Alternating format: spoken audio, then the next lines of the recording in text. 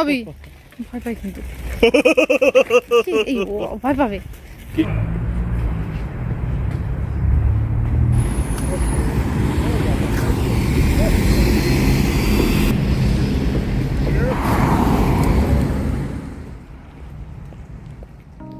নমস্কার, কেমন আছেন সবাই?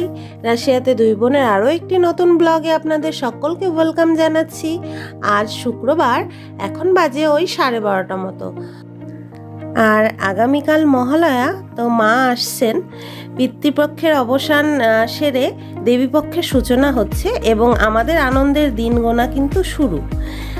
আর যেহেতু আগামীকাল শনিবার, তো আজকে অগ্রিম আপনাদের সকলকে জানাচ্ছি মহালয়ার অনেক প্রীতি, শুভেচ্ছা ও অভিনন্দন। এবং আজ ছোটবেলার কিছু স্মৃতি আপনাদের সঙ্গে শেয়ার করব। তার আগে একটু দেখিয়ে নিই, এই যে লঙ্কাগুলো দেখতে পাচ্ছেন, এগুলো হচ্ছে খেলাপিনো। এগুলো কিন্তু ছোট ছোট করে কাটিং করে একটা বিশেষ জল দিয়ে সেটাকে কয়েকদিন যাবৎ রেখে দিলে সেটা একটু টক টক ঝালঝাল লঙ্কায় পরিণত হয়। তো গতকাল কমল এটা রেস্টুরেন্ট থেকে নিয়ে এসেছে, তো আজ তাই আপনাদেরকে দেখালাম। আমি কখনো দেখিনি এইভাবে কাঁচা লঙ্কা এইভাবে পাওয়া যায়। এটা যেরকম প্রসেসিং করা থাকে সেটা কিন্তু খেতে বেশ ভালোই লাগে, টক ঝাল মিষ্টি। আর এদিকে আমি দুপুরে রান্নাটাও শুরু করে দেব। আর এটা কিন্তু সেই কুমড়ো শাক যেটা আমরা ওই দিন চুরি করে এনেছিলাম। তো আজকে এই রান্নাটা আমি একটু অন্যভাবে দেখাবো আপনাদের। আপনারা বাড়িতে কিন্তু ট্রাই করে দেখবেন, বেশ ভালোই লাগে খেতে। তো তার জন্য প্রথমে কড়াইতে আলুটা একটু ভেজে নিলাম। আলুটা কিন্তু আমি একদম পাতলা করে কেটে নিয়েছি। তো আলুটার মধ্যে সামান্য লবণ এবং সামান্য হলুদ দিয়ে একটু ভেজে নিচ্ছি। তো আলুগুলো আমার ভাজা হয়ে গেছে, আলুগুলো তুলে নেব এবং ওই একই তেলের মধ্যে সামান্য একটু পাঁচফোড়ন, একটা শুকনো লঙ্কা আর একটু থেতো করা রসুন আর কয়েকটা কাঁচা লঙ্কা ছিঁড়ে দেব।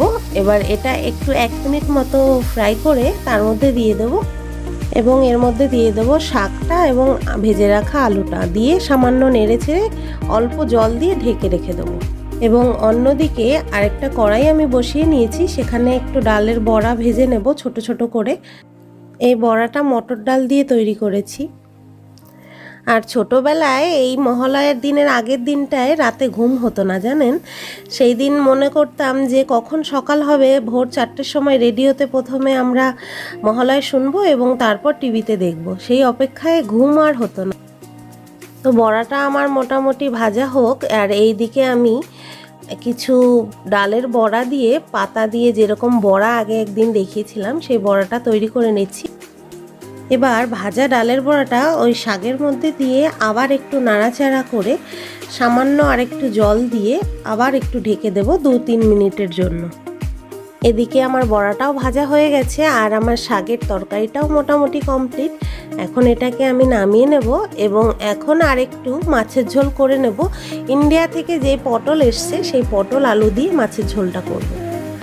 আর আজ কিন্তু মহালয়ার দিনটা বেশি করে মনে পড়ছে, কারণ আগে ছোটোবেলায় কী হতো, যখন আমরা জেগে জেগে ঘুমাতাম কিন্তু শেষ রাতের দিকে ঘুমটা খুব তীব্র হতো, তখন বাবা এসে ডাক দিত, চল উঠবি না, দেখবি না মহালয়া, দেখবি না। তো যাই হোক, সেই কথাগুলো মনে পড়ছে যে বাবু আমাদের ডেকে ডেকে তুলতো মহালয়া দেখার জন্য। খুব আগ্রহের সঙ্গে আমরা দেখতাম সবাই মিলে। আর এইদিকে আমি মাছ ভাজাটা বসিয়ে দিয়েছি। মাছটা বেশ কড়া করে ভাজবো না, জাস্ট একটু ফ্রাই করে নেব হালকা করে। আর এখানে পটলগুলো আমি ঠিক এইভাবে কেটে নিচ্ছি, ওই যেরকম পটল চিংড়ি করে ঠিক সেইভাবে পটলগুলোকে আমি কেটে নিচ্ছি। তো মাছ ভাজাটা আমার হয়ে গেছে। এখন আমি একটু পেঁয়াজ আর 2-3টে রসুন সামান্য একটু থেতো করে নেব এবং ওই মাছ ভাজার তেলেই এখন আমি পটল আর আলুটাকে একটু ভালোভাবে ভেজে নেব, ভেজে তুলে রাখবো। এবার ওই তেলের মধ্যে সামান্য আর একটু তেল দিয়ে তার মধ্যে একটু জিরে, একটা শুকনো লঙ্কা, একটু তেজপাতা ফোড়ন দিয়ে তার মধ্যে আদা রসুনের যেই বাটাটা করেছিলাম সেটা আমি দিয়ে দেব। এখানে আরেকটা কথা বলে রাখি, আপনারা হয়তো প্রত্যেক ভিডিওতেই দেখেছেন পেঁয়াজটাকে চপ করে না দিয়ে আমি একটু এরকম আধবাটা করে দেই। আমি কিন্তু এটা পুরো পেস্ট করি না। বিশ্বাস করুন, পেঁয়াজ চপ করে কাটার থেকে এইভাবে হালকা একটু বেটে নিলে টেস্টটা ভালো আসে এবং গ্রেভিটাও একটু বেশ ঘন ঘন হয়। কিন্তু এই পেঁয়াজটাকে ভালোভাবে ভেজে নিতে হবে যতক্ষণ না এর থেকে কালারটা চেঞ্জ হয়ে আসছে এবং তেল ছেড়ে আসছে। মাছটা আমার ভাজা ভাজা হয়ে এসছে। এবার পরিমাণ মতো লবণ, হলুদ আর সামান্য একটু চিনি দেব, আর কালারের জন্য সামান্য একটু শুকনো লঙ্কাও আমি দিয়ে দিচ্ছি। এবার আদা জিরে লঙ্কা বাটাটাও আমি দিয়ে একটু কষিয়ে নেব তেল ছাড়া আগে পর্যন্ত। দেখুন আমি কিন্তু রান্নাতে তেল খুবই সামান্য দেই, কিন্তু এতটুকু পরিমাণে দেই যেই পরিমাণে এই মশলাটা সুন্দর করে ভাজা ভাজা হয়ে আসবে। কারণ মশলাটা যদি সুন্দর করে ভাজা না হয় তার থেকে একটা স্মেল আসে, খেতে ভালো লাগবে না। তো সেই কারণে আপনারাও সেই পরিমাণ তেল ব্যবহার করতে পারেন। এখন আমার মশলাটা বেশ ভালোভাবে কষানো হয়ে গেছে, এর থেকে তেলও উঠে আসছে। এবার আমি দিয়ে দেব ভেজে রাখা আলু এবং পটলগুলো, দিয়ে আরেকটু কষিয়ে নেব। এইভাবে মাছ দিয়ে পটল দিয়ে আলু দিয়ে রান্না করলে পটল চিংড়িকেও কিন্তু হার মানাবে এই রেসিপিটা।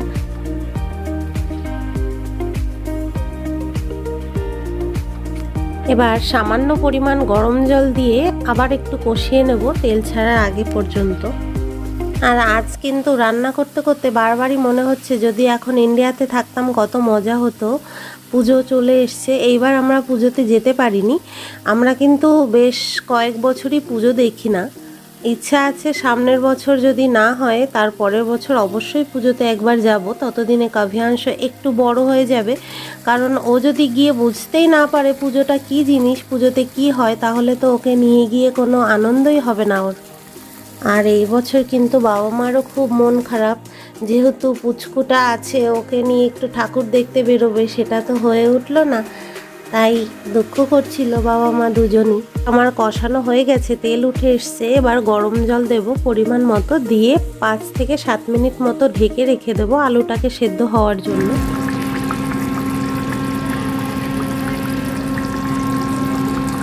এখানে আমার আলুটা মোটামুটি সেদ্ধ হয়ে গেছে আর পটলটাও নরম হয়ে এসছে।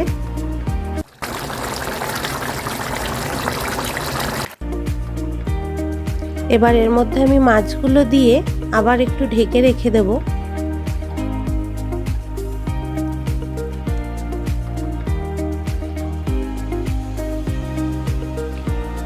মাছের ঝোল অলমোস্ট আমার কমপ্লিট। এখন আমি সামান্য একটু গরম মশলা দিয়ে নামিয়ে নেব।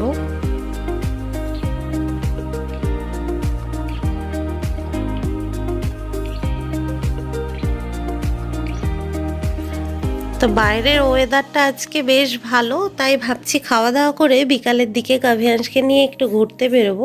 তো দিদিকে খাবারটা প্রথমে দিয়ে দিচ্ছি, কমল যেহেতু বাড়িতে নেই, ও আসলে আমরা একসঙ্গে খাবো।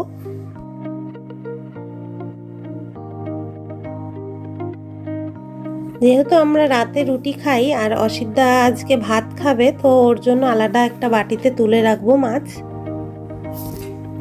তো বাইরে চলে এলাম, দেখুন আপেল গাছটায় আপেলগুলোর কালারগুলো কতটা সুন্দর। এই আপেলগুলো কিন্তু খেতে বিশেষ একটা ভালো না, কিন্তু কালারটা এত মুগ্ধ করে। তো ইন্ডিয়াতে তো এখন পুজো সবার একটা মনে আনন্দ, কিন্তু আমাদের এখানে তো পুজো হয় না। আমাদের এখানে মস্কোতে পুজো একটা হয় ছোট্ট করে, শুনেছি, তবে কখনো যাইনি। এবছর ইচ্ছা ছিল যাওয়ার, কিন্তু কাভিয়াংশ তো অনেক ছোট, সেই কারণে এবার আর যাব না। এবং আমাদের মতো যারা বিদেশে আছেন তাদেরও নিশ্চয়ই এই একটা জিনিস খারাপ লাগবে যে এই পুজো পার্বণগুলোতে বাড়িতে থাকলে কতটা মজা, কতটা আনন্দ হয়, পরিবারের সবাই একসঙ্গে মিলিত হই, কিন্তু এখানে সেই ব্যবস্থাটা নেই।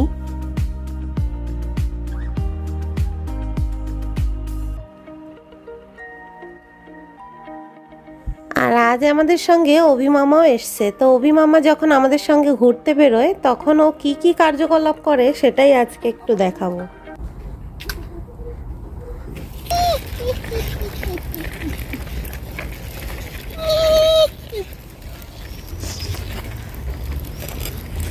একবার কর। অভি ভয় পাই কিন্তু। ভয় পাবে। কে ভয় পাবে? এই যাও জলদি গেছে। ভূত এটা আমাদের। না ঠিকই আছে। তো দেখলেন তো অভি মামা আমাদের সঙ্গে বেরোলে কি করে। আর এই যে রাস্তাটা দেখালাম, এই রাস্তাটা একটু জঙ্গল টাইপের, তো সেই কারণে ও ভয় দেখাচ্ছিল। তাহলে আমরা আরেকটু ঘুরে এবার বাড়ি চলে যাব। তো আজকের ভিডিওটা আপনাদের কেমন লাগলো কমেন্ট বক্সে অবশ্যই জানাবেন, এবং আমি যেই দুটো রেসিপি দেখালাম বাড়িতে অবশ্যই ট্রাই করবেন আর কমেন্টে আমাদের জানাবেন আপনাদের কেমন লাগলো। তাহলে আজকের ভিডিওটা যদি আপনাদের ভালো লেগে থাকে লাইক কমেন্ট শেয়ার করতে ভুলবেন না, এবং যারা এখনও আমাদের চ্যানেল রাশিয়াতে দুই বোন সাবস্ক্রাইব করেননি তারা কিন্তু অবশ্যই সাবস্ক্রাইব করে রাখবেন এরকম নিত্য নতুন ভিডিও পাওয়ার জন্য। তাহলে ভালো থাকবেন, সুস্থ থাকবেন, দেখা হচ্ছে নেক্সট ব্লগে। ততক্ষণের জন্য টাটা।